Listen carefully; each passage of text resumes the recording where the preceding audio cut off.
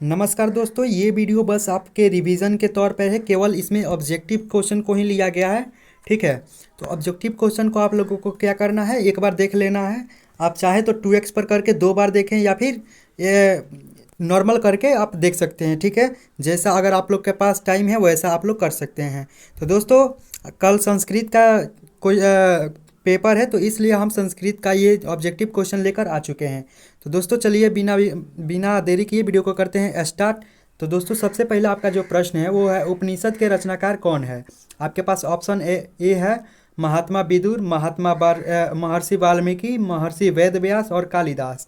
तो दोस्तों, जो आपका सही उत्तर हो जाएगा वो हो जाएगा आप लोगों का ऑप्शन सी, महर्षि वेदव्यास। उपनिषद के रचनाकार कौन है बाबू, तो महर्षि वेदव्यास आप लोग को याद रखना है। आप लोग का अगला प्रश्न है बाबू कि मंगलम पाठ के रचनाकार कौन है। तो मंगलम पाठ को किसने लिखा है। आपके पास ऑप्शन है महात्मा विदुर, यहाँ पे महात्मा विदुर, महर्षि वाल्मीकि, महर्षि वेदव्यास, कालिदास। ठीक है, तो ये भी आप लोगों का क्या हो जाएगा, ऑप्शन सी हो जाएगा, महर्षि वेदव्यास। मंगलम पाठ को किसने लिखा है, तो महर्षि वेदव्यास ने लिखा है। चलिए आपका अगला प्रश्न देख लेते हैं कि मंगलम पाठ में कितने मंत्र संकलित है। आपके पास ऑप्शन है ए 10, 8, 5, 7। तो दोस्तों, जो आपका सही उत्तर हो जाएगा ऑप्शन सी हो जाएगा कि मंगलम पाठ में कितने मंत्र संकलित है बाबू, तो मंगलम पाठ में 5 मंत्र संकलित है, मतलब 5 मंत्र लिया गया। ठीक है, आपका जो अगला प्रश्न है कि अणु से भी सूक्ष्म क्या है। आपके पास ऑप्शन है आकाश, आत्मा, परमात्मा, संसार। तो जो इसका दोस्तों आंसर हो जाएगा वो हो जाएगा आपका बी, आत्मा। अणु से भी सूक्ष्म क्या है बाबू, तो अणु से सूक्ष्म क्या है, आपका आत्मा है। ठीक है, याद रखिएगा, ये सब अपने आप में ही इंपॉर्टेंट सब क्वेश्चन है। ठीक है, आगे देखते हैं आगे आप लोग का कौन सा क्वेश्चन है। आगे है कि किसकी जय होती है। ऑप्शन ए है सत्य की, असत्य की, क्रोध की, मोह की। तो बाबू जय किसकी होती है, तो जय होती है सत्य की। आप लोग को याद रखना है, जय किसकी होती है, तो जय होती है सत्य की। आपका अगला प्रश्न है कि बहती नदी कहाँ मिल जाती है। तो बहती नदी कहाँ मिल जाती है। आपके पास ऑप्शन है सरोवर में, नदी में, समुद्र में, तालाब में। तो आपका जो सही उत्तर हो जाएगा ऑप्शन सी हो जाएगा, समुद्र में। और कैसे मिल जाती है बाबू, तो मिल जाती है नाम और रूप को छोड़ करके। नाम और रूप को क्या करके बाबू, छोड़ करके ये कहाँ मिल जाती है, बहती नदियाँ समुद्र में मिल जाती है। आपका जो अगला प्रश्न है कि जंतु के हृदय रूपी गुफा में क्या स्थित है। तो जंतु के हृदय रूपी गुफा में क्या स्थित है। ऑप्शन ए है तत्व, शरीर, देवता, राक्षस। तो आपका जो सही उत्तर हो जाएगा ऑप्शन ए हो जाएगा, तत्व। ठीक है, जंतु के हृदय रूपी गुफा में क्या स्थित है, तो तत्व स्थित है। आपका अगला प्रश्न है कि ब्रह्मा को प्राप्त करने के विषय में बताया गया है। किसने बताया गया है बाबू, कठोप उपनिषद में, ईशावास्यो उपनिषद में, श्वेताश्वर उपनिषद में, या मुंडकोप उपनिषद में। तो जो आपका जो सही उत्तर हो जाएगा, तो आप लोगों का जो सही उत्तर हो जाएगा बाबू, आपका लोग का ऑप्शन डी सही उत्तर हो जाएगा कि ब्रह्मा को प्राप्त करने के विषय में बताया गया मुंडकोप उपनिषद में। ये आप लोग को याद रखना है। आपका अगला प्रश्न है कि देवलोक का मार्ग प्रशस्त किससे देवलोक का मार्ग किससे प्राप्त होता है। तो किससे प्राप्त होता है। ऑप्शन ए है सत्य, असत्य, क्रोध, मोह। आपका जो सही उत्तर हो जाएगा ऑप्शन ए हो जाएगा, सत्य। देवलोक का मार्ग किससे प्राप्त होता है, तो सत्य से प्राप्त होता है। आपका अगला प्रश्न है कि सत्य में क्या सत्य से क्या प्राप्त होता है। ऑप्शन ए है पृथ्वी लोक, ऑप्शन बी नरक लोक, ऑप्शन सी देवलोक, और ऑप्शन डी इनमें से कोई नहीं। तो जो पीछे वाला क्वेश्चन था ठीक उसी प्रकार का है कि सत्य से क्या प्राप्त होता है, तो देवलोक प्राप्त होता है। आपका सही उत्तर हो जाएगा ऑप्शन सी। आपका अगला प्रश्न है कि मृत्यु को वश में कौन कर लेता है। तो मृत्यु को वश में कौन कर लेता है बाबू, आपके पास ऑप्शन है मूर्ख, अज्ञानी, विद्वान, इनमें से कोई नहीं। तो जो आपका सही उत्तर हो जाएगा ऑप्शन सी हो जाएगा, विद्वान लोग क्या कर लेते हैं, मृत्यु को अपने वश में कर लेते हैं। आपका जो अगला प्रश्न है कि किसकी जय होती है। तो किसकी जय होती है बाबू, आपका यहाँ पे किसकी जय नहीं होती, सॉरी किसकी जय नहीं होती। ऑप्शन ए है सत्य की, असत्य की, क्रोध की, मोह की। तो आपका जो सही उत्तर हो जाएगा ऑप्शन बी हो जाएगा, असत्य की। ऑप्शन बी क्या हो जाएगा, आपका सही उत्तर हो जाएगा कि किसकी जय नहीं होती है। आपका अगला प्रश्न है कि उपनिषद में किसकी महिमा का वर्णन किया गया है। यहाँ पे ऑप्शन देखते हैं। ऑप्शन है विषय की, पुरुष पर पुरुष की, देव पुरुष की, और परम पुरुष की। तो जो आपका सही उत्तर हो जाएगा बाबू, आप लोगों का सही उत्तर हो जाएगा ऑप्शन डी हो जाएगा परम पुरुष की। उपनिषद में किसकी महिमा का वर्णन किया गया है? तब परम पुरुष की। आपका अगला प्रश्न है कि उपनिषद की संख्या कितनी है? उपनिषद की संख्या कितनी है? ऑप्शन है 109, 108, 105, 111। तो आपका जो सही उत्तर हो जाएगा ऑप्शन सी हो जाएगा 105। आपका अगला प्रश्न देखते हैं कि आत्मा के गुण रहस्य की किसमें व्याख्या की गई है? ऑप्शन ए है कठोपनिषद में, option B ईशावासिया, option C Shvetashvar और ऑप्शन डी है मुंडकोपनिषद। तो जो आपका सही उत्तर हो जाएगा ऑप्शन ए हो जाएगा कठोपनिषद में आत्मा के गुण रहस्य की व्याख्या की गई है। आपका अगला प्रश्न है कि परमात्मा का महिमा का वर्णन किसमें किया गया है? कौन से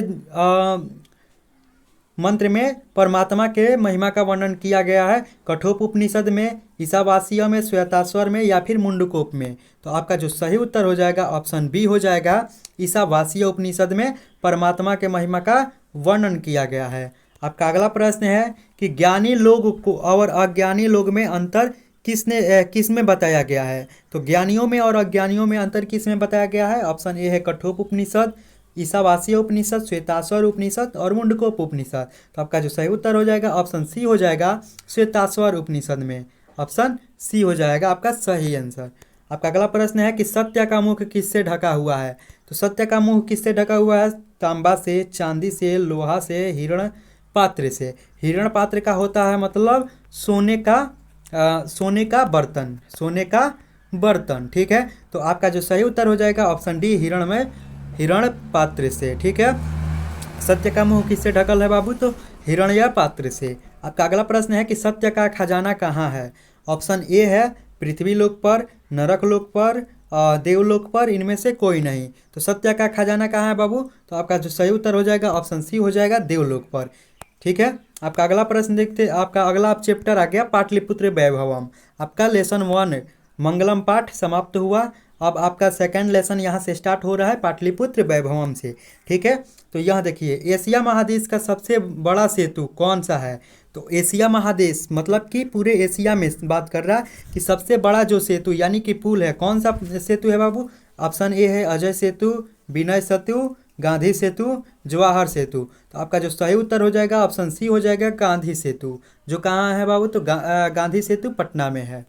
आपका अगला प्रश्न है कि यूनान का राजदूत कौन था? ऑप्शन ए है Megasthenes, option B Hiuen Tsang, option C Itsing और ऑप्शन डी इनमें से कोई नहीं। तो आपका जो सही उत्तर हो जाएगा बाबू आपका ऑप्शन ए हो जाएगा करेक्ट आंसर मेगास्थनीज। आप लोग का अगला प्रश्न है कि पाटलिपुत्र किस राज्य की राजधानी है? ऑप्शन ए है बिहार राज्य की, option B Uttar Pradesh, option C Madhya Pradesh और ऑप्शन डी है आंध्र प्रदेश। तो आपका जो सही उत्तर हो जाएगा ऑप्शन ए हो जाएगा। ये सबको पता है कि पाटलिपुत्र यानी कि पटना किसकी राजधानी है? तो पटना राजधानी है आपकी बिहार की। ये आप लोग को याद रखना है। आपका अगला प्रश्न है कि महावीर मंदिर कहाँ है? तो महावीर मंदिर कहाँ है बाबू? ऑप्शन है गया, बक्सर, पटना, आरा। तो आपका सही उत्तर हो जाएगा ऑप्शन सी पटना या पाटलिपुत्र, जो भी कहो। ठीक है, आप लोग का अगला प्रश्न है कि नगर की पालिका देवी कौन थी? ऑप्शन ए है दुर्गा देवी, सरस्वती, पटन देवी, शीतला देवी। तो आपका जो सही उत्तर हो जाएगा ऑप्शन सी हो जाएगा पटन देवी। आप लोग का अगला प्रश्न है बाबू कि कमोदी महोत्सव कहाँ मनाया जाता था? Option A Vaishali, option B Gaya, option C Pataliputra और ऑप्शन डी है मुजफ्फरपुर। आपका जो सही उत्तर हो जाएगा कमोदी महोत्सव कहाँ मनाया जाता है? तो कमोदी महोत्सव कहाँ मनाया जाता था? तो ये था पाटलिपुत्र में। ठीक है, आप लोग को याद रखना है कि पाटलिपुत्र में क्या मनाया जाता था? कमोदी महोत्सव। आपका अगला प्रश्न है कि किसके शासनकाल में पाटलिपुत्र की शोभा तथा रक्षा व्यवस्था अति उत्कृष्ट थी? आपके पास ऑप्शन है अशोक के समय में, ऑप्शन बी है चंद्रगुप्त मौर्य के समय में, ऑप्शन सी है बुद्ध के समय में, ऑप्शन डी है समुद्रगुप्त के समय में। तो जो आपका सही उत्तर हो जाएगा वो हो जाएगा ऑप्शन बी चंद्रगुप्त मौर्य के समय में। ये सब्जेक्टिव क्वेश्चन भी पूछता है 2 नंबर में कि किसके शासनकाल में पाटलिपुत्र की शोभा तथा रक्षा व्यवस्था अति उत्कृष्ट थी? तो आप लोग को ऐसा लिख देना है कि चंद्रगुप्त मौर्य के समय में। ठीक है, चंद्रगुप्त मौर्य के समय में पाटलिपुत्र की शोभा तथा रक्षा व्यवस्था अति उत्कृष्ट थी। ऐसे आप लोग को सब्जेक्टिव में अगर 2 नंबर में आए तो लिख देना है। आपका अगला प्रश्न है कि पाटलिपुत्र का नामांतरण क्या है। पाटलिपुत्र का नामांतरण क्या है भाई, पहले देखो बाबू, पाटलिपुत्र से पहले इसका क्या नाम था। तो पाटलिपुत्र से पहले क्या नाम था, हरिहरपुर, हाजीपुर, पाटलिपुत्र या कुसुमपुर। तो पाटलिपुत्र तो ऑलरेडी है ही, लेकिन पाटलिपुत्र से पहले क्या था, तो पहले था आपका कुसुमपुर। ऑप्शन डी हो जाएगा इसका सही उत्तर। आपका अगला प्रश्न है कि कूटनीतम के रचनाकार कौन है। ऑप्शन ए है समुद्रगुप्त, दामोदर गुप्त, चंद्रगुप्त और मेगास्थनीज। तो बाबू इसका जो सही उत्तर हो जाएगा ऑप्शन बी, ऑप्शन बी हो जाएगा, दामोदर गुप्त ने। ठीक है। आप लोग का अगला प्रश्न है कि चंद्रगुप्त किस वंश के संस्थापक था। किस वंश का संस्थापक था बाबू चंद्रगुप्त। आप लोग को यहाँ पे देख लेना है ऑप्शन, मौर्य वंश का, मुगल वंश का, परमार वंश का, इनमें से कोई नहीं। तो आपका जो सही उत्तर हो जाएगा ऑप्शन ए हो जाएगा, मौर्य वंश का। ठीक है। आप लोग को ऐसे करके याद रखना है। आप लोग का अगला प्रश्न है कि सिखों के 10वें गुरु गुरु गोविंद सिंह का जन्म कहाँ हुआ था। तो सिखों के 10वें गुरु गुरु गोविंद सिंह का कौन थे। सॉरी, यहाँ पे मिस्टेक हो रहा है कि सिखों के 10वें गुरु कौन थे। तो यहाँ पे आप लोग का सबसे फर्स्ट वाला ऑप्शन हो जाएगा गुरु गोविंद सिंह। आप लोग का अगला प्रश्न है कि पाटलिपुत्र का बुद्ध काल का नाम क्या था। तो पाटलिपुत्र का जो बुद्ध भगवान थे, उनके समय में पाटलिपुत्र का नाम क्या था। तो यहाँ पे ऑप्शन है पटना, पटलग्राम, पाटलीग्राम, पुष्परम। तो आपका सही उत्तर हो जाएगा ऑप्शन सी, पाटलीग्राम। पाटलीग्राम और उसके बाद से हुआ कुसुमपुर, कुसुमपुर के बाद पाटलिपुत्र, पाटलिपुत्र के बाद हुआ पटना। ठीक है। तो ऐसे में आप लोग को याद रखना है। पटना के किस दिशा में गंगा नदी प्रवाह करती है। तो पटना के किस दिशा में बाबू गंगा नदी बहती है। तो यहाँ पे ऑप्शन है दक्षिण में, ऑप्शन बी है पूरब में, ऑप्शन सी उत्तर में और ऑप्शन डी है पश्चिम में। तो आपका जो सही उत्तर हो जाएगा ऑप्शन सी हो जाएगा, उत्तर में। पटना के किस दिशा में गंगा नदी प्रवाह करती है यानी कि बहती है, तो ये हो जाएगा उत्तर में। आपका अगला प्रश्न है कि किस काल में पटना का नाम पाटलीग्राम था। तो यहाँ पे आप लोगों को पीछे वाला भी क्वेश्चन सेम इसी प्रकार का था। तो बुद्ध काल के समय पाटलिपुत्र का नाम क्या था बाबू, तो पाटलीग्राम था। आप लोग का अगला प्रश्न है कि गोलघर कहाँ अवस्थित है। गोलघर कहाँ अवस्थित है, पटना में, गया में, नवादा में, बक्सर में। तो आपका जो सही उत्तर हो जाएगा ऑप्शन बी हो जाएगा, ऑप्शन ए हो जाएगा, पटना में। ठीक है। ऑप्शन ए हो जाएगा आप लोगों का कि गोलघर कहाँ अवस्थित है। ठीक है। यहाँ पे आप लोग को देखना, पाटलिपुत्र का इतिहास कितना वर्ष पुराना है, यानी कि पटना का इतिहास कितना वर्ष पुराना है। ऑप्शन ए है 2500 वर्ष, 2000 वर्ष, 3000 वर्ष, 1000 वर्ष। तो कितना पुराना है बाबू, तो ये है आपका ऑप्शन ए, 2500 वर्ष। ठीक है। आपको ऐसे याद रखना है। आपका अगला प्रश्न है कि किस काल में पटना नाम प्रसिद्ध हुआ। तो किस काल में पटना नाम प्रसिद्ध हुआ। आपके पास ऑप्शन है प्राचीन काल में, मध्यकाल में, आधुनिक काल में, इनमें से कोई नहीं। तो पटना नाम प्रचलित हुआ आपका मध्यकाल में। कब प्रचलित हुआ था, तो ये हुआ था मध्यकाल में। आपको ऐसे याद रखना है। अगला है कि गांधी सेतु पुल कहाँ अवस्थित है। तो आपको बता दें कि ये पाटलिपुत्र यानी कि पटना में अवस्थित है। ठीक है। आपका अगला प्रश्न है कि पटना शब्द की किस शब्द से उत्पत्ति हुई है। किस शब्द से उत्पत्ति हुई है बाबू। तो आपके पास ऑप्शन है पतनात, पतनात और पतनात और पश्चिम। तो आपका जो सही उत्तर हो जाएगा ऑप्शन सी हो जाएगा, पतनात। ठीक है। आपका अगला प्रश्न है कि पाटलिपुत्र में किस महापुरुष की जन्म स्थली है। तो किस महापुरुष की जन्म स्थली है। आपके पास option A Guru Nanak, option B है महावीर, ऑप्शन गुरु गोविंद सिंह और गौतम बुद्ध। तो आपका सही उत्तर हो जाएगा यहाँ पे ऑप्शन सी, गुरु गोविंद सिंह का ये यहाँ पे क्या है हुआ था कि जन्म हुआ था, जन्म स्थली है। दोस्तों अब तीसरा चैप्टर हमारा आ गया अलस का था। तो इसको हम स्टार्ट करने से पहले आप लोगों से एक रिक्वेस्ट है, विनती है कि आप लोग अभी तक जो भी बच्चे इस वीडियो को लाइक नहीं किए हैं फटाक से लाइक करें। ठीक है। और जो सब्सक्राइब नहीं किए हैं फटाक से सब्सक्राइब कर लें। और जो बच्चे अभी क्लास 10th में जाएंगे उनके लिए भी एक गुड न्यूज़ है कि पूरा जितना भी क्लास 10th का सब्जेक्ट है सभी सब्जेक्ट को इस पर पढ़ाया जाएगा। आप लोगों को क्या करना है, बस वीडियो को लाइक करके और चैनल को सब्सक्राइब कर देना है। अगर इस वीडियो पे 10,000 व्यू आ गए तो हम क्या करेंगे, आप लोगों को पढ़ाएंगे बढ़िया तरीके से एकदम पूरा ऑनलाइन फ्री में, ठीक है, यूट्यूब पे ही, क्लास 10th वाले के लिए, ठीक है। तो चलिए यहाँ पे हमारा पहला प्रश्न है कि मैथिल कोकिल के नाम से कौन प्रसिद्ध था। ऑप्शन ए विद्यापति, यहाँ पे विद्यापति, नारायण पंडित, और नारायण पंडित के बाद से है कालिदास, वेद व्यास। तो आपका जो सही उत्तर हो जाएगा आपका ऑप्शन ए हो जाएगा विद्यापति। मैथिल कोकिल के नाम से किसे जाना जाता है बाबू, तो मैथिल कोकिल के नाम से जाना जाता है यहाँ विद्यापति को। ऐसे में आप लोग को याद रखना है। आपका अगला प्रश्न है कि आलस कथा पाठ कहाँ से संकलित है। ऑप्शन ए है कि अग्नि पुराण से, ऑप्शन बी है पुरुष परीक्षा, ऑप्शन सी रामायण, और ऑप्शन डी महाभारत। तो आपका जो आलस कथा पाठ लिया गया है वो पुरुष परीक्षा से लिया गया है। Option B is the correct answer, ठीक है। आपका अगला प्रश्न है कि मिथिला का मंत्री कौन था। Option A Buddhivir, option Karamvir, Dharamvir, Vireshwar. तो जो आपका सही उत्तर हो जाएगा ऑप्शन डी हो जाएगा। मिथिला का मंत्री कौन था, तो वीरेश्वर था। ऑप्शन डी आपका सही उत्तर हो जाएगा। आपका अगला प्रश्न है मनुष्य को कौन नष्ट कर देता है। आपके पास ऑप्शन ए है धन, धर्म, आलस, इनमें से कोई नहीं।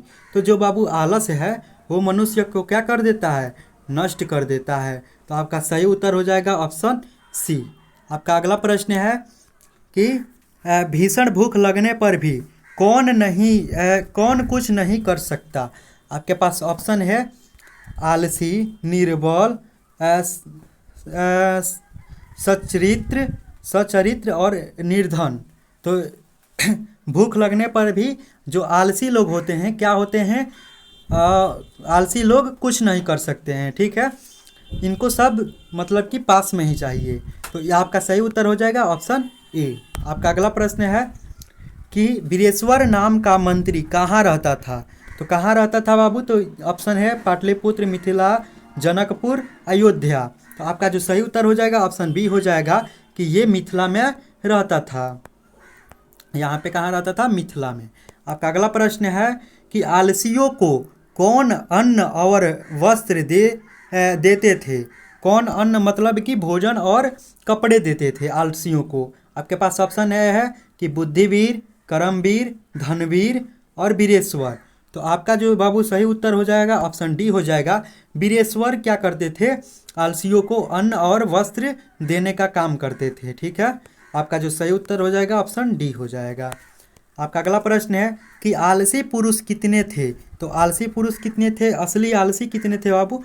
आपके पास ऑप्शन है 2, 3, 4, और 4 2 बेर दे दिया क्या।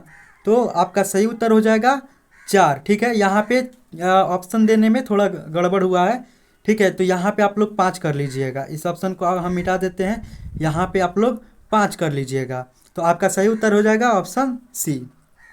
कितने आलसी थे बाबू, असली आलसी जो थे कितने थे, तो आलसी थे 4। आप लोग को ऐसे याद रखना है। आपका अगला प्रश्न है कि आलस कथा पाठ में किस दोष का वर्णन किया गया है। किस दोष का वर्णन किया गया है, यहाँ पे अर्थ, धर्म, आलस, इनमें से कोई नहीं। तो जो आलस कथा पाठ में है तो उसमें आलस के बारे में वर्णन किया गया है। ऑप्शन सी आपका सही उत्तर हो जाएगा। आपका अगला प्रश्न है कि मैथिल कवि कौन था। मैथिल कवि कौन था। आपके पास ऑप्शन है कि भास, कालिदास, विद्यापति, नारायण पंडित। आपका जो सही उत्तर हो जाएगा ऑप्शन सी हो जाएगा। विद्यापति क्या थे, तो मैथिल कवि थे, या मैथिल कोयल के नाम से भी जाने जाते थे। आपके पास अगला प्रश्न है कि आलस कथा किस प्रकार की कथा है। आपके पास ऑप्शन है व्यंग्यात्मक, हास्यात्मक, करुणिक कथा, या उपयुक्त कोई नहीं। तो जो आलस कथा जो कथा था मतलब, तो वो था आपका व्यंग्यात्मक। ऑप्शन ए आपका सही उत्तर हो जाएगा। आपका अगला प्रश्न है कि आलस कथा पाठ के लेखक कौन थे। आपके पास ऑप्शन है विद्यापति, नारायण पंडित, कालिदास और वेद व्यास। तो आपका जो सही उत्तर हो जाएगा ऑप्शन ए हो जाएगा विद्यापति। यहाँ पे आप लोग को सबको याद करना है, रिवाइज करते जाना है, ठीक है। तो यहाँ पे आपका अगला प्रश्न आ गया कि आलस कथा में आग क्यों लगाए गए। यहाँ आगे हो गया है, आप लोग को ध्यान नहीं देना है, आग क्यों लगाए गए। तो यहाँ पे देखिए, जाड़े के कारण, आलसियों की परीक्षा के लिए, मच्छर के कारण, या बिना किसी कारण। तो जो बाबू आलसशाला में जो था, आग इसलिए लगाया गया था कि आलसियों की परीक्षा लेने के लिए। तो आपका ऑप्शन बी हो जाएगा करेक्ट आंसर। आपका अगला प्रश्न है कि आलस कथा पाठ में किस महत्व का वर्णन किया गया है। ऑप्शन ए मानव गुण, ऑप्शन बी पशु गुण, ऑप्शन सी देवता गुण, और ऑप्शन डी उपयुक्त कोई नहीं। तो आपका जो सही उत्तर हो जाएगा ऑप्शन ए हो जाएगा मानव गुण। आपका अगला प्रश्न है कि गरीबों और अनाथों को प्रतिदिन कौन भोजन कराते थे। आपके पास यहाँ पे ऑप्शन है बुद्धिवीर, कर्मवीर, धर्मवीर या वीरेश्वर। तो जो आपका सही उत्तर हो जाएगा बाबू ऑप्शन डी हो जाएगा कि वीरेश्वर क्या कराते थे, प्रतिदिन गरीब तथा अनाथों को भोजन कराते थे। आपका सही उत्तर हो जाएगा ऑप्शन डी। आपका अगला प्रश्न है कि करुणिक के बिना किसकी गति नहीं है। करुणिक के बिना किसकी गति नहीं है। तो आपके पास ऑप्शन है धातु की, पत्तियों की, वचालों की तथा आलसियों की। आपका सही उत्तर हो जाएगा ऑप्शन डी आलसियों की। करुणिक के बिना आलसियों की मतलब कोई गति नहीं होती। आपका अगला प्रश्न है कि आलसशाला में लगी आग को देखकर कौन भाग गए। कौन भाग गए बाबू। तो यहाँ पे आप लोग को देखना है, आलसी भाग गए, और धूर्त भाग गए, अधिकारी भाग गए, या नौकर भाग गए।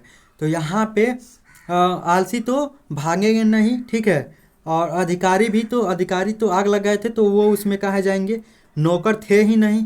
तो यहाँ पे जो धूर्त लोग थे वो क्या हो गए, भाग गए। तो यहाँ पे मतलब कि धूर्त का मतलब हो गया कि बस खाने और रहने के लिए, मतलब कोई काम ना करने की वजह से वो लोग क्या थे, वहाँ पे रह रहे थे। लेकिन जो वास्तविक आलसी 4 आदमी थे वो लोग इसी आलसशाला में रह गए, बाकी सब धूर्त थे तो वो भाग गए। इसलिए आपका सही उत्तर क्या हो जाएगा, ऑप्शन बी हो जाएगा। आपका अगला प्रश्न है, अगला प्रश्न नहीं, आपका अगला चैप्टर है संस्कृत साहित्य लेखिका। तो संस्कृत साहित्य लेखिका को स्टार्ट करने से पहले हम फिर से एक बार बोलेंगे कि जो लोग इस वीडियो को अभी लाइक नहीं किया फटाक से लाइक करें और चैनल को सब्सक्राइब कर लें और एक प्यारा सा कमेंट जरूर कर दें, ठीक है। चलिए यहाँ पे हम क्या करते हैं, इस वाले चैप्टर को भी हम स्टार्ट करते हैं कि क्षमा राव किस काल के लेखक है। क्षमा राव जो है किस काल के लेखक है। आपके पास ऑप्शन है आधुनिक काल, मध्यकाल, प्राचीन काल, उपयुक्त कोई नहीं। तो क्षमा राव जो है बाबू वो है आधुनिक काल के लेखक। आपके पास अगला प्रश्न है कि पुरुषों और नारियों के सहयोग से किसकी गाड़ी चलती है। आपके पास ऑप्शन ए है देश की, नगर की, प्रांत की और समाज की। तो आपका सही जो उत्तर हो जाएगा ऑप्शन डी हो जाएगा कि समाज की गाड़ी होती है वो किसके सहयोग से चलती है, तो पुरुषों और स्त्रियों के सहयोग से चलती है। आपके पास अगला प्रश्न है कि कंपन राय की रानी कौन थी। कंपन राय की रानी कौन थी। आपके पास ऑप्शन है पुष्पा दीक्षित, तिरुमलंबा, गंगा देवी या पंडित क्षमाराव। आपके पास सही उत्तर हो जाएगा ऑप्शन सी गंगा देवी। आपका अगला प्रश्न है इंद्राणी का वर्णन किस वेद में किया गया है। आपके पास ऑप्शन है यथर्वेद, ऋग्वेद, सामवेद, इनमें से कोई नहीं। तो इंद्राणी का वर्णन किया गया है वो सामवेद में किया गया है। तो इसलिए आपका जो सही आंसर हो जाएगा सी हो जाएगा आपका करेक्ट आंसर। आपका अगला प्रश्न है कि मीरा लहरी की लेखिका कौन है।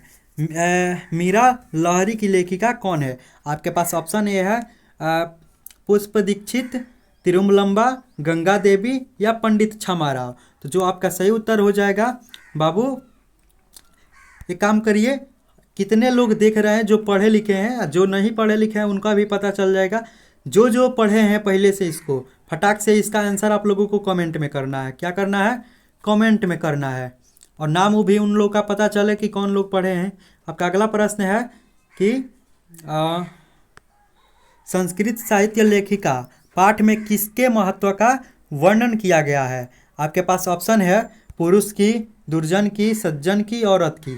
तो जो यहाँ पे संस्कृत साहित्य लेखिका का पाठ का किसके बारे में वर्णन किया गया है, तो यहाँ पे औरतों का वर्णन किया गया है। आपके पास अगला प्रश्न है कि आधुनिक संस्कृत साहित्य लेखिका में कौन प्रसिद्ध थी, कौन प्रसिद्ध है। आपके पास ऑप्शन ए है क्षमा राव, उर्मिला, शांति, गंगा देवी। तो यहाँ पे जो क्षमा राव थे, क्षमा राव थी, सॉरी क्षमा राव थी, वो क्या थी, आधुनिक संस्कृत साहित्य लेखिकाओं में सबसे प्रसिद्ध थी।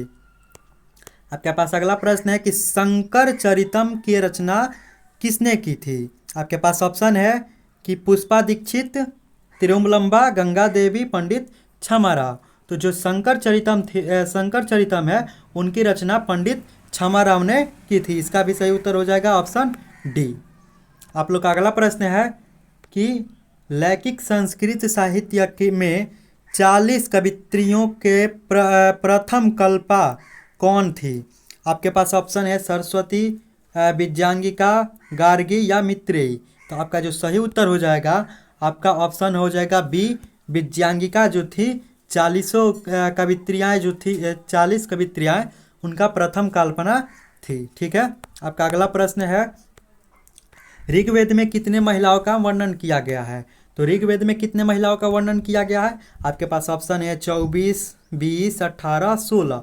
आपका सही उत्तर हो जाएगा ऑप्शन ए, 24 महिलाओं का वर्णन किया गया है।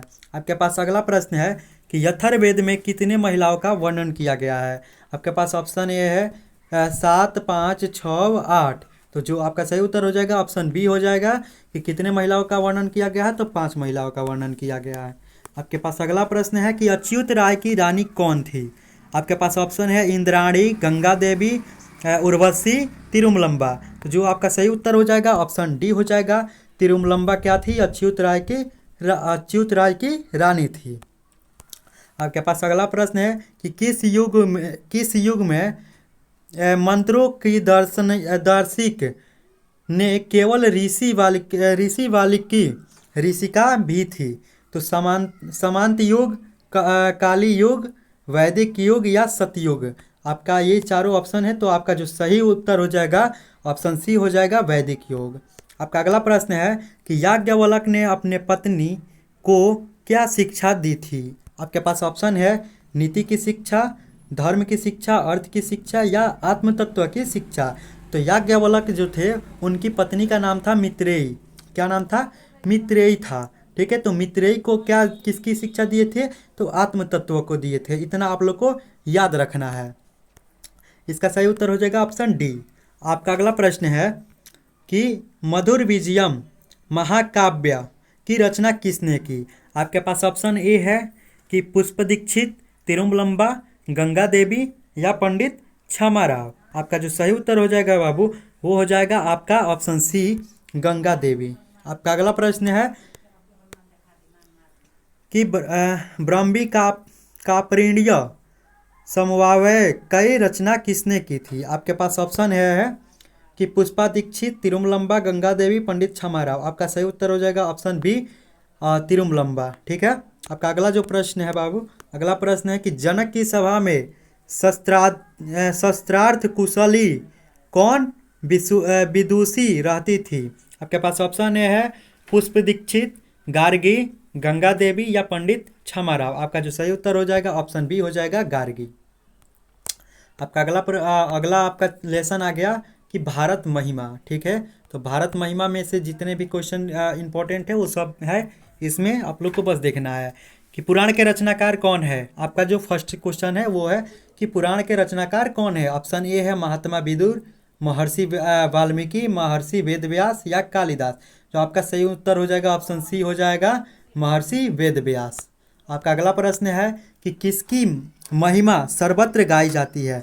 तो किसकी महिमा सर्वत्र गाई जाती है। आपके पास ऑप्शन ए है देव की, भारत की, विश्व की या फिर पाटलिपुत्र की। तो आपका जो सही उत्तर हो जाएगा ऑप्शन बी हो जाएगा, भारत की जो महिमा है सभी जगह गाई जाती है।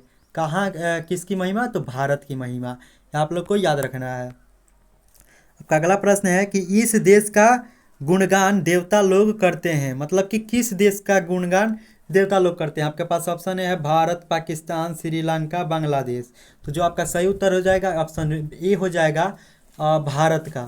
ठीक है, भारत देश का जो गुणगान है वो कौन करता है? तो देवता लोग भी करते हैं। आपका अगला प्रश्न है कि इस देश में देवता लोग बार बार जन्म लेते हैं।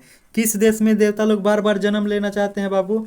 आपके पास ऑप्शन ए है पाकिस्तान, भारत, श्रीलंका, बांग्लादेश। तो आपका जो सही उत्तर हो जाएगा ऑप्शन बी हो जाएगा, क्या? भारत। ठीक है, भारत में क्या देवता लोग बार बार जन्म लेना चाहते हैं। आपका अगला प्रश्न है कि कौन गीत गाते हैं? कौन गीत गाते हैं? तो देवता, दानव, मनुष्य, इनमें से कोई नहीं। तो गीत कौन गाता है? तो देवता। किसका गीत गाता है बाबू? तो गीत गाता है भारत देश का। किसका देश गीत गाता है? तो भारत का गीत गाता है। कौन गाता है? तो देवता गाता है। आप लोग को ये याद रखना है। इसका सही उत्तर हो जाएगा ऑप्शन ए। आपका अगला जो प्रश्न है यहाँ पे थोड़ा सा, भारत की शोभा की कौन प्रशंसा करते हैं? आपके पास ऑप्शन ए है देवता, दानव, मनुष्य, जंतु। तो इसका भी सही उत्तर हो जाएगा ऑप्शन ए, देवता। आपका अगला प्रश्न है कि भारत की महिमा कहाँ गई कहाँ गई कहाँ गाई जाती है? ठीक है, भारत की महिमा जो है कहाँ गाई जाती है? वहाँ, पटना, यहाँ, सभी जगह। तो आपका जो सही उत्तर हो जाएगा ऑप्शन डी हो जाएगा, सभी जगह। भारत की महिमा जो है सभी जगह गाई जाती है। आपका अगला प्रश्न है कि भारत भूमि किससे सेवियत है? तो किससे भारत भूमि सेवियत है? सागर से, पर्वत से, झरना से, उपयुक्त सभी से। तो दोस्तों भारत भूमि जो है इस सभी से क्या है? सोवियत है, मतलब इस सब इसके अंदर आते हैं। तो आपका जो सही उत्तर हो जाएगा ऑप्शन डी हो जाएगा, उपयुक्त सभी से। आपका अगला प्रश्न है कि जगत का गौरव कौन है? आपका ऑप्शन है पाकिस्तान, भारत, श्रीलंका, बांग्लादेश। तो आपका सही जो उत्तर हो जाएगा ऑप्शन बी हो जाएगा, भारत। जगत का गौरव कौन है बाबू? तो भारत है। आप लोग को याद रखना है। भारत महिमा पाठ का प्रथम पद या श्लोक कहाँ से संकलित है? तो प्रथम पद कहाँ से संकलित है बाबू? तो विष्णु पुराण से या वद्य पुराण से या भगवत पुराण से या 12 पुराण से। तो जो भारत महिमा है उसका प्रथम पद जो है वो विष्णु पुराण से संकलित है, यानी कि लिया गया है। आपका अगला प्रश्न है कि भारत महिमा का आधुनिक पद किसने रचा? आपका पास ऑप्शन है कालिदास, नारद ने, या अध्यक्ष ने, या नारायण पंडित ने।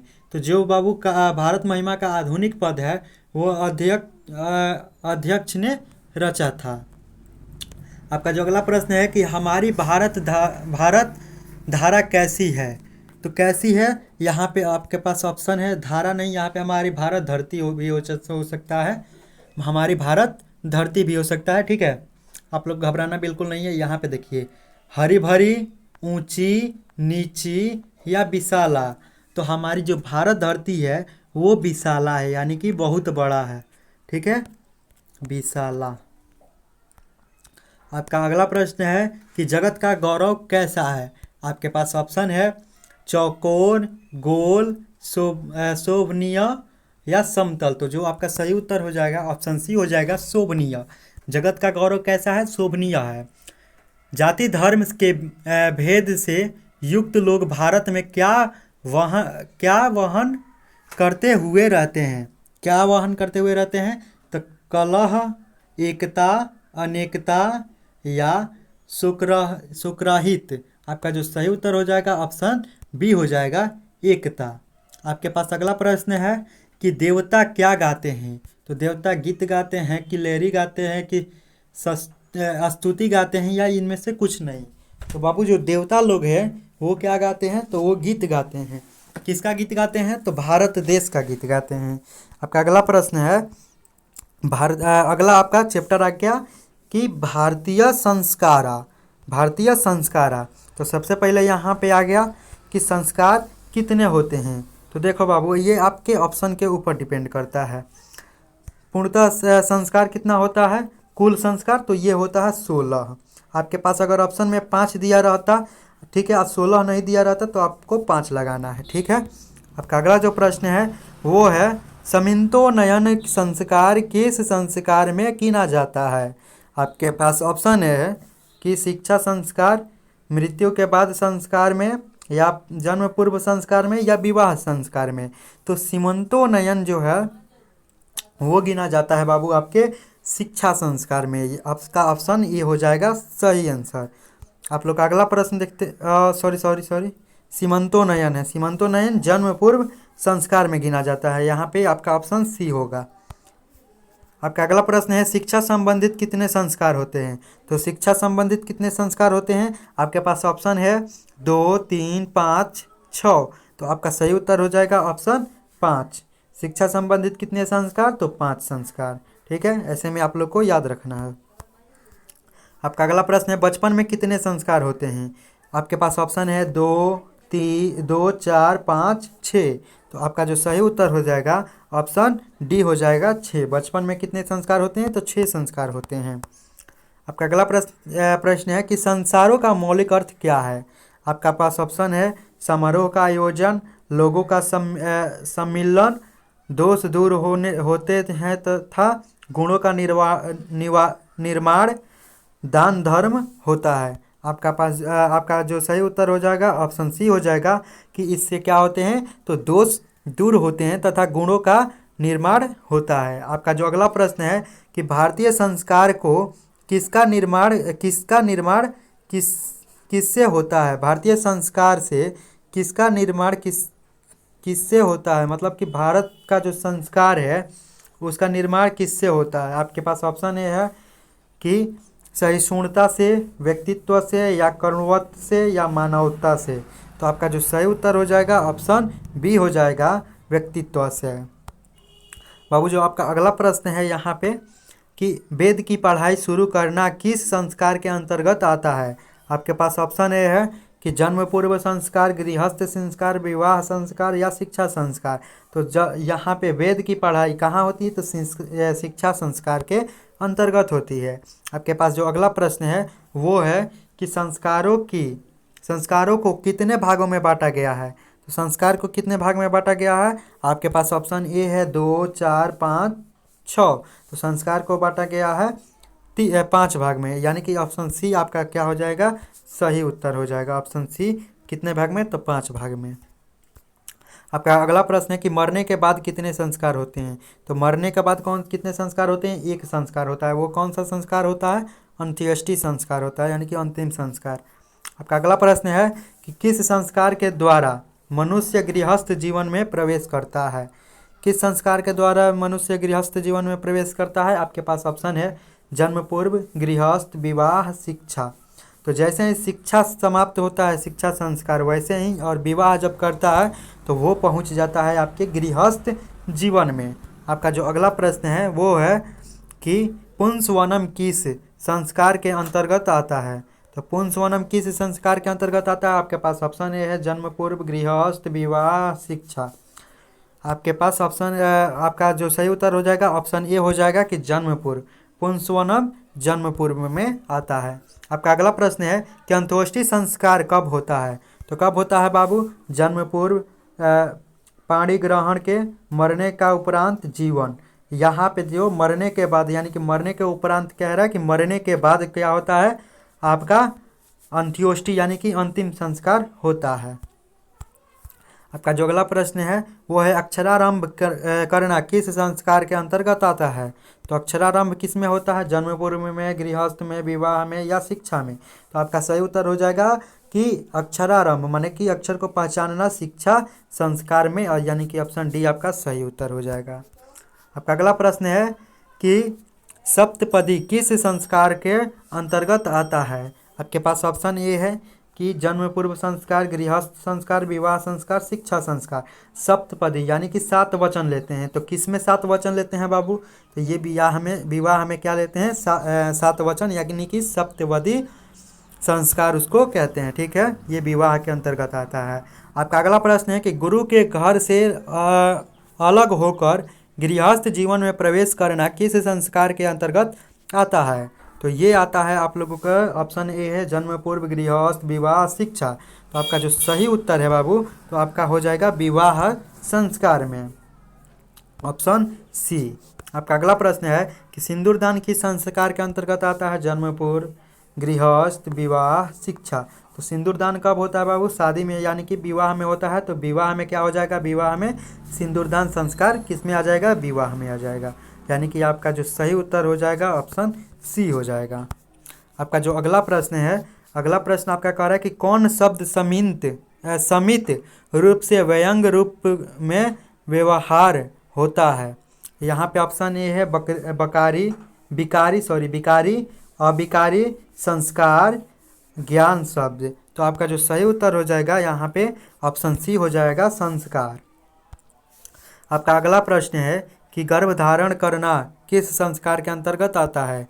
जन्म पूर्व संस्कार, गृहस्थ संस्कार, या विवाह संस्कार, या शिक्षा संस्कार। तो गर्भधारण कब करता है? जन्म से, मतलब कि बच्चा का गर्भ में रहता है तो जन्म से पहले का, यानी कि कौन सा संस्कार? जन्म पूर्व संस्कार। आपका सही उत्तर हो जाएगा ऑप्शन ए। आपका जो अगला प्रश्न है, यहाँ पे थोड़ा आगे करते हैं। यहाँ पे आपका अगला प्रश्न है कि जन्म से पहले कितने संस्कार होते हैं? आपके पास ऑप्शन है 2, 3, 5, 6। तो जन्म से पहले 3 को संस्कार होता है। आप लोग को क्या करना है? याद रखना है।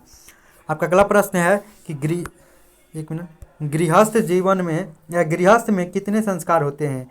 आपके पास ऑप्शन 1, 3, 5, 6। तो आप गृहस्थ जीवन में सिर्फ 1 संस्कार होता है। ऑप्शन ए आपका सही उत्तर हो जाएगा। आपका अगला प्रश्न है कि नामकरण किस संस्कार के अंतर्गत आता है? आपके पास ऑप्शन ए है जन्म पूर्व, गृहस्थ, शैशवा, या शिक्षा। तो आपका जो सही उत्तर हो जाएगा यहाँ पे आपका सही जो उत्तर हो जाएगा वो हो जाएगा शैशवा संस्कार।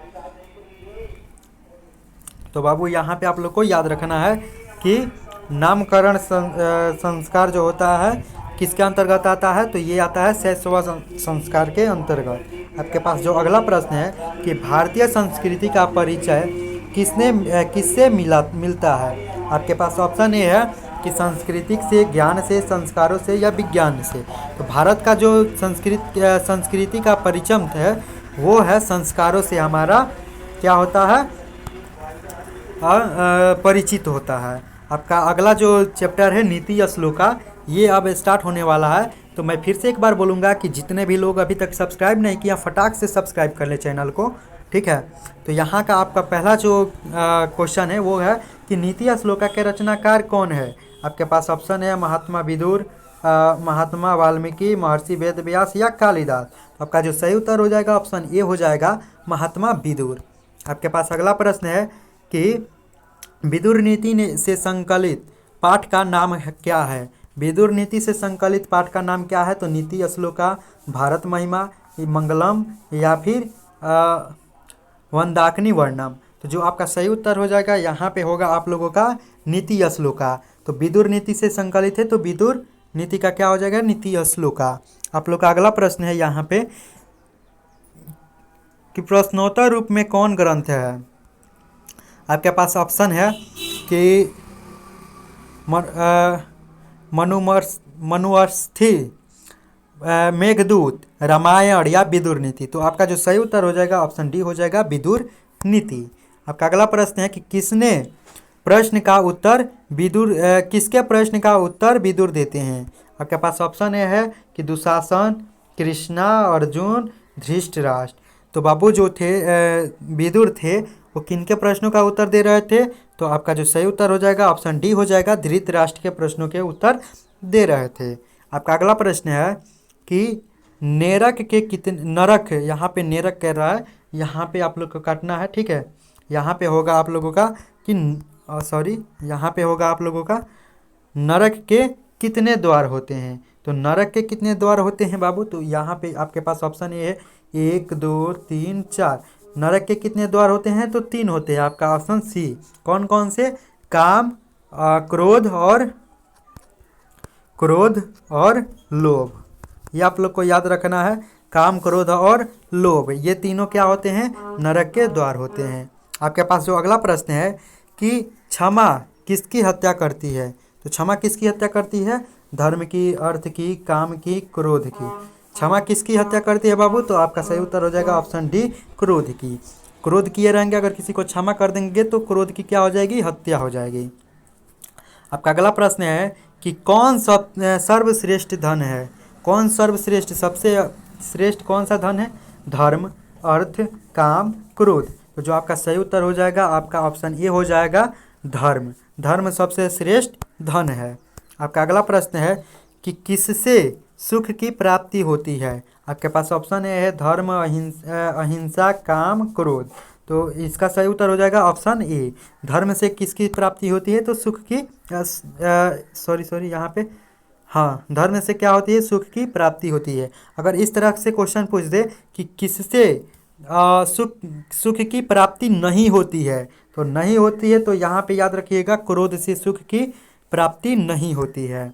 आपका अगला प्रश्न है कि कौन ऐसा धन है जिससे संतुष्टि मिलती है। आपके पास ऑप्शन ए है धर्म, अर्थ, विद्या, क्रोध। तो जो आपका सही उत्तर हो जाएगा वो होगा विद्या। विद्या से क्या आपको मिलती है? संतुष्टि मिलती है। ये भी क्या है? एक प्रकार का धन है। यहाँ पे याद रखने वाला बात है, ठीक है। ऑप्शन सी इसका सही उत्तर हो जाएगा। आप लोग का अगला प्रश्न है कि किससे विद्या की रक्षा होती है। विद्या की रक्षा किससे होती है? आपके पास ऑप्शन ए है सत्य, यहाँ पे होना चाहिए सॉरी, सत्य से, अभ्यास से, उपटन से या फिर आचरण से। तो जो विद्या की रक्षा होती है वो अभ्यास से होती है। आप कोई भी क्वेश्चन कीजिए, ठीक है, उसको अभ्यास निरंतर करते रहिए, वो क्या होगी? आपकी विद्या की उस रक्षा होगी। और वहीं अगर आप नहीं कीजिएगा तो कुछ समय ऐसा आएगा कि आप उसे भूल जाएंगे। आपका जो अगला प्रश्न है कि धर्म की रक्षा किससे होती है। आपका ऑप्शन ए है सत्य, अभ्यास, अवटन, आचरण। तो धर्म की रक्षा किससे होती है बाबू? तो सत्य से होती है। आपका अगला प्रश्न है कि रूप की रक्षा किससे होती है। आपके पास ऑप्शन ए है सत्य, अभ्यास, अवटन या आचरण। तो बाबू रूप की रक्षा होती है वो होती है अवटन से। आपका सही उत्तर हो जाएगा ऑप्शन सी। आपका अगला प्रश्न है कि खानदान की रक्षा किससे होती है। तो खानदान की रक्षा किससे होती है? आपके पास ऑप्शन ए है सत्य, अभ्यास, अवटन या आचरण। तो खानदान की रक्षा होती है वो है आचरण से। किससे होती है? आचरण से। आपका सही उत्तर हो जाएगा ऑप्शन डी। यहाँ पे याद रखने वाला बात है। आपका अगला प्रश्न है कि घर की लक्ष्मी कौन होती है। आपके पास ऑप्शन ए है पुरुष, स्त्री, बालक या कोई नहीं। तो स्त्रियां जो होती है बाबू वो क्या होती है? घर की लक्ष्मी होती है। आपका अगला प्रश्न है कि अपशय को कौन नष्ट करता है। आपके पास ऑप्शन ए है नम्रता, पराक्रम, क्षमा या सद्व्यवहार। अपशय को नष्ट कौन करता है? ठीक है, तो इसका सही उत्तर हो जाएगा आपका ऑप्शन ए हो जाएगा नम्रता, ठीक है। और इसका करेक्ट आंसर हो जाएगा ऑप्शन ए नम्रता। आपका अगला प्रश्न है कि गरीबों को कौन समाप्त करता है। आपके पास ऑप्शन ए है नम्रता, ठीक है, उद्योग, क्षमा या सद्व्यवहार। तो गरीबों को नष्ट कौन करता है? तो अगर कोई व्यक्ति गरीब है तो उसकी गरीबी नष्ट के, गरीबों को नहीं, गरीबी को नष्ट कौन करता है? तो अगर आप कोई बिजनेस करते हो जिसे हम क्या कहते हैं? उद्योग भी कहते हैं, सॉरी, उद्योग भी कहते हैं, तो क्या होगा? आपका गरीबी खत्म हो जाएगा। आपका अगला जो प्रश्न है वो है कि अशुभ लक्षणों को कौन समाप्त करता है। आपके पास ऑप्शन है नम्रता, पराक्रम, क्षमा या सव्यवहार। तो आपका सही उत्तर हो जाएगा ऑप्शन डी हो जाएगा सव्यवहार। क्या करता है बाबू? तो अशुभ लक्षणों को नष्ट या समाप्त करता है। आपका अगला प्रश्न है कि प्रगति की इच्छा रखने वाले मनुष्य को कितने दोषों को त्याग देना चाहिए। यहाँ पे कितने हो गया, कितने यहाँ पे था, कितने दोषों को त्याग देना चाहिए बाबू? आपके पास ऑप्शन ए है 5, 6, 4, 3। तो आपका जो सही उत्तर हो जाएगा ऑप्शन बी हो जाएगा 6। 6 दोषों को त्याग देना चाहिए। अब वह 6 दोष कौन कौन से है? तो वो है एक मिनट, शायद भूल रहे हैं, ठीक है। तो यहाँ पे 6 दोषों को त्याग देना चाहिए। आपका जो अगला प्रश्न है कि काम, क्रोध और लोभ किसके द्वारा है। तो किसके द्वारा है काम, क्रोध, लोभ? स्वर्ग, नर्क, पृथ्वी, इनमें से कोई नहीं। तो किसके द्वारा है? ऑप्शन बी हो जाएगा इसका सही उत्तर, नरक, ठीक है। आपका अगला जो लेसन है वो है कर्मवीर कथा। कर्मवीर कथा। तो सबसे पहले इसको स्टार्ट करने से पहले फिर से वही रिक्वेस्ट करेंगे कि चैनल को सब्सक्राइब करके वीडियो को लाइक करिए और जितने भी आपके रिलेटिव में जो बच्चे अभी क्लास 10th में जाएंगे उनको एक बार ज़रूर इस चैनल को लिंक इस चैनल का लिंक आप लोगों को शेयर करना है। ठीक है। आपका जो अगला प्रश्न है, करमवीर कथा समाज के किस वर्ग का कथा है? आपके पास ऑप्शन ए है धनी, ऑप्शन बी है दलित, ऑप्शन सी है कुलीन, ऑप्शन डी है अल्पसंख्यक। तो आपका जो सही उत्तर हो जाएगा तो वो हो जाएगा ऑप्शन बी दलित। आपका अगला प्रश्न है कि स्नातक परीक्षा में प्रथम स्थान पाकर किसकी ख्याति बढ़ी? ऑप्शन ए है शिक्षक की, या महाविद्यालय की, राम प्रवेश राम की, या फिर राम प्रवेश के पिता की। तो जो राम प्रवेश राम थे मतलब उनकी क्या हुई, ख्याति बढ़ी कि आगे पढ़ने के लिए। ठीक है। आपका अगला जो प्रश्न है वो है करमवीर कहाँ का रहने वाला था? आपके पास ऑप्शन ए है भीखन टोला, जीवन टोला, रामा टोला या रोहन टोला। तो आपका जो सही उत्तर हो जाएगा ऑप्शन ए हो जाएगा, भीखन टोला के रहने वाला कौन था बाबू? तो करमवीर था। ठीक है। करमवीर जिसका रियल नाम क्या था? तो राम प्रवेश राम था। आपका अगला प्रश्न है कि शिक्षक ने किसे पढ़ाना आरंभ किया? किसे पढ़ाना आरंभ किया बाबू? ऑप्शन ए है कि बालक को, बालिका को, महिला को, या राम प्रवेश राम को। तो यहाँ पे सही उत्तर जो हो जाएगा आपका डी हो जाएगा, राम प्रवेश राम को क्या किया? वो पढ़ाना स्टार्ट किया। आपका अगला प्रश्न है कि करमवीर राम प्रवेश राम ने कहाँ उन्नत स्थान पाया था? आपके ऑप्शन ए है कि घर में, केंद्रीय लोक सेवा परीक्षा में, गांव में, या स्कूल में। तो केंद्रीय लोक सेवा परीक्षा ऑप्शन बी आपका सही उत्तर हो जाएगा। आपका अगला प्रश्न है कि किसके यथार्भाव में भी राम प्रवेश ने महाविद्यालय में प्रवेश पाया? आपके पास ऑप्शन ए है माता के, पिता के, स्वयं के, या शिक्षक के। तो पिता के, यहाँ पे आपका सही उत्तर हो जाएगा ऑप्शन बी, पिता के यथार्भाव में। ठीक है। आपका अगला प्रश्न है कि भीखन टोला किस प्रांत में है, मतलब कि किस राज्य में है? आपका ऑप्शन ए है बिहार, उत्तर प्रदेश, मध्य प्रदेश, या राजस्थान। आपका जो सही उत्तर हो जाएगा ऑप्शन ए हो जाएगा बिहार। भीखन टोला कहाँ है बाबू? तो ये भीखन टोला है आपका बिहार में। ठीक। आपका अगला प्रश्न है कि भीखन टोला देखने कौन आए थे? ऑप्शन ए है शिक्षक, राजनेता, छात्र, या धार्मिक नेता। तो आपका जो सही उत्तर हो जाएगा ऑप्शन ए हो जाएगा, शिक्षक भीखन टोला को देखने आए थे। आपका अगला प्रश्न है स्नातक की परीक्षा में राम प्रवेश ने विद्यालय में कौन सा स्थान प्राप्त किया था? तो यहाँ पे राम प्रवेश राम ने विद्यालय में कौन सा स्थान प्राप्त किया था? आपके पास ऑप्शन है द्वितीय, तृतीय, प्रथम, इनमें से कोई नहीं। तो आपका सही उत्तर हो जाएगा ऑप्शन सी हो जाएगा, प्रथम स्थान क्या किए थे? राम प्रवेश राम प्राप्त किए थे। आपका अगला प्रश्न है कि करमवीर ने कौन सा पद प्राप्त किया था? कौन सा पद प्राप्त किया था बाबू? आपके पास ऑप्शन है कि लिपिक पद, लघु पद, कर्मचारी पद, या महत्तम पद। तो आपका जो सही उत्तर हो जाएगा ऑप्शन डी हो जाएगा, महत्तम पद। आपका अगला प्रश्न है कि लक्ष्मी किस प्रकार की व्यक्ति के पास आती है? आपके पास ऑप्शन ए है कि बलवान के पास, ज्ञानवान के पास, धूर्त के पास, या औद्योगिक के पास। तो आपका सही उत्तर हो जाएगा ऑप्शन डी, औद्योगिक के पास। आपका अगला प्रश्न है कि करमवीर राम प्रवेश ने किस परीक्षा में उच्च स्थान प्राप्त किया था? तो आपके पास ऑप्शन ए है कि मैट्रिक के परीक्षा में, स्नातक की परीक्षा में, या केंद्र लोक सेवा यानी कि सिविल सर्विस की परीक्षा में, यूपीएससी की। ठीक है। या फिर राज लोक सेवा में। तो यहाँ पे केंद्र लोक यूपीएससी में क्या किए थे बाबू? तो ये उच्च स्थान प्राप्त किए थे। आपका अगला प्रश्न है कि किसकी ख्याति सभी जगह गूंजने लगी? किसकी ख्याति सभी जगह गूंजने लगी? राम प्रवेश राम की, या फिर राम नरेश राम की, या फिर राम अवधेश राम की, या फिर दुखित राम की।